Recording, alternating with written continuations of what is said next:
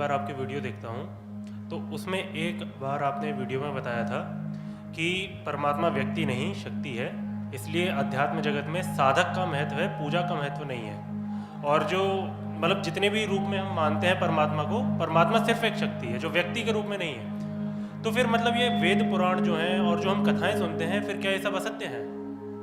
धर्म के जगत में, अध्यात्म के जगत में एक सत्य बहुत महत्वपूर्ण है। धर्म किसके लिए निर्मित हुआ?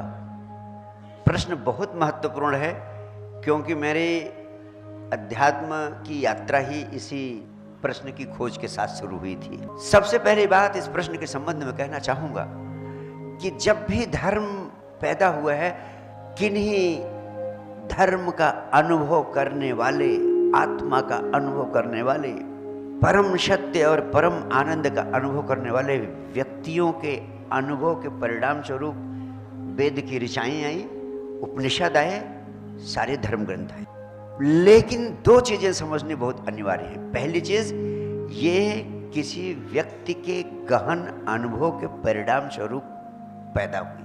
धर्म की विधियां, धर्म के आयाम, धर्म के रूप। और दूसरी महत्वपूर्ण बात है, ये किसके लिए हुई? जो उस समय के व्यक्ति थे उनके लिए पैदा हुई, उनके लिए निर्मित किया गया। ये बात स्पष्ट है।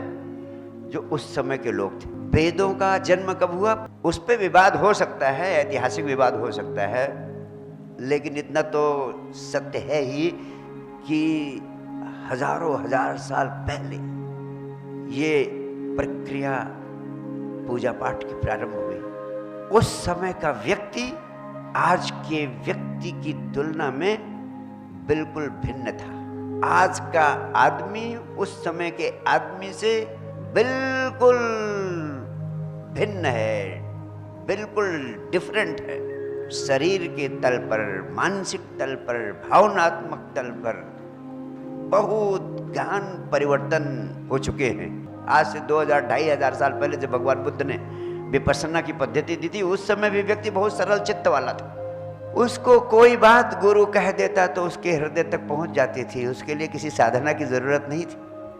वो मंदिर में मूर्ति को देखता, आज के हजारों हजार साल पहले का आदमी, तो वैसे भाव से झुकता था जैसे साक्षात काली माँ बैठी हुई हैं काली के मंदिर में, साक्षात शिव जी बैठे हुए हैं शिव के मंदिर में।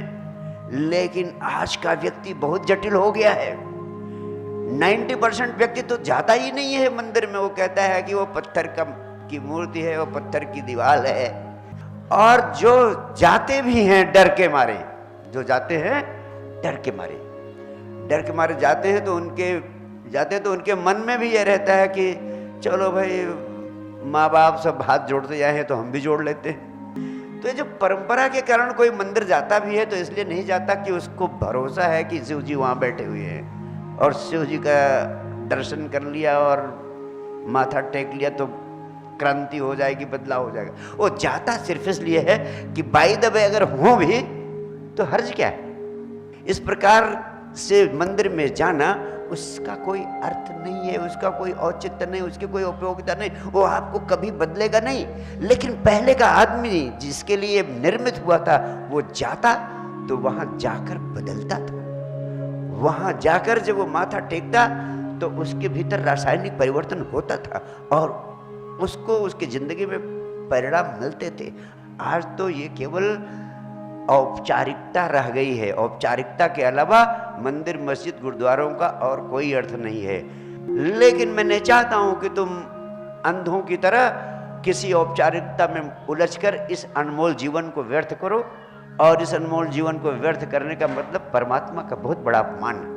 मंदिर की सार्थकता कुछ समझना है तो इस शरीर के मंदिर के भीतर जाने की कला तुम्हें सीखनी पड़ेगी। इसलिए मेरा कहना है कि पहले अपने जीवन को बदलने के लिए ऐसी प्रक्रिया का उपयोग करो जिससे तुम अपने भीतर जो परमात्मा आत्मा के रूप में निहित है उसके स्वाद को पालो।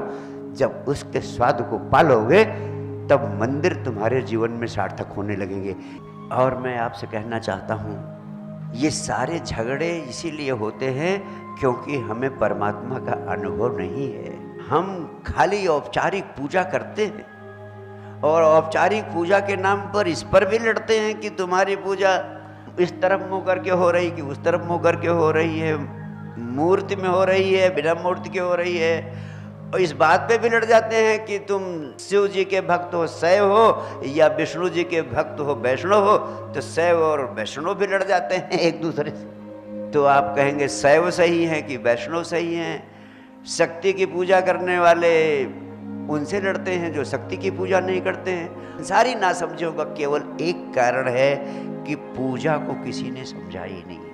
और जब पूजा की समझ आ जाती है तो मूर्ति छूट जाती है। मूर्ति पूजा का विज्ञान इस सत्य पर आधारित है कि वह साकार से निराकार में छलांग है, मूर्त से अमूर्त की यात्रा है। जब मूर्ति की पूजा हो जाती है तो अमूर्त में छलांग लग जाती है, यानी जो सब जगह फैला हुआ है वहां छलांग लग जाती है। मूर्ति पूजा का उपयोग है यात्रा शुरू करने के लिए। हम जहां से यात्रा शुरू करते हैं, हमारी समझ नहीं है आत्मा की, परमात्मा की, परम आनंद की, हम कहीं से शुरू करते हैं। अध्यात्म के वैज्ञानिकों ने कहा यहां से शुरू करो, मूर्ति से शुरू करो। इसीलिए हम करते क्या हैं कि हम दुर्गा पूजा में बड़ी सुंदर 50-50 लाख की मूर्तियां बनाते हैं, बंगाल में जाकर बनाते हैं कि नहीं, लेकिन उसको जब पूजा कर लेते हैं तो 9 दिन बाद 9 दिन पूजा करते हैं, उसके बाद उन मूर्तियों को ले जाके गंगा में डुबो देते हैं, प्रवाहित कर देते हैं, विसर्जित कर देते हैं। यानी मूर्ति पूजा का प्राण है। मूर्ति का विसर्जन करने की कला तुम्हें आ जाए। अगर मूर्ति का विसर्जन करने की कला नहीं आई तो तुम्हें मूर्ति पूजा आई ही नहीं। अगर तुम मूर्ति से मुक्त नहीं हो सके तो इसका मतलब तुम्हारी पूजा शुरू ही नहीं हुई अभी तक। अध्यात्म के वैज्ञानिकों ने मूर्ति पूजा का आविष्कार क्यों किया? इसीलिए किया, जैसे हम बच्चे को काखा गाघा सिखाते हैं तो कहते हैं का से कबूतर, खा से खरगोश, गा से गधा। किस लिए कहते हैं? कि अभी बच्चा नासमझ है, चित्रों के माध्यम से कुछ समझेगा। तो जब आदमी नासमझ है, उसको ईश्वर भगवान परमात्मा के बारे में कुछ समझाना है तो चित्रों के माध्यम से कुछ समझाते हैं, ये रे भगवान, ये राम, ये कृष्ण, ये फला, ये। लेकिन बच्चा जब थोड़ा समझदार हो जाता है, पहली दर्जा से दूसरी, तीसरी, चौथी, पांचवी में पढ़ने लगता है, BA MA करने लगता है, तो कभी का से कबूतर कहता है, खा से खरगोश कहता है, छूट जाता है ना। समझदार होते होते छूट जाती है। जब पूजा पाठ और मूर्तियों का आविष्कार हुआ उस समय मनुष्यता का प्रारंभ था। आदमी समझ और विज्ञान के प्रथम चरण में था। उस समय काखा गाघा से, चित्रों और मूर्तियों से शुरू करना स्वाभाविक था। लेकिन अब BA और MA का विद्यार्थी बहुत प्रगति कर गया है मनुष्य। अब मनुष्य बिल्कुल विकास के परम सोपान पर पहुंच रहा है। इवोल्यूशन थियरी ऑफ इवोल्यूशन, विकासवाद का सिद्धांत है कि हर चीजें विकसित हुई हैं, आपकी प्रज्ञा विकसित हुई है। अब आप इतना विकसित हो गए हैं, अगर अब भी आप का से कबूतर, खा से खरगोश, गा से गधा कहते हैं तो आपको क्या कहेंगे लोग?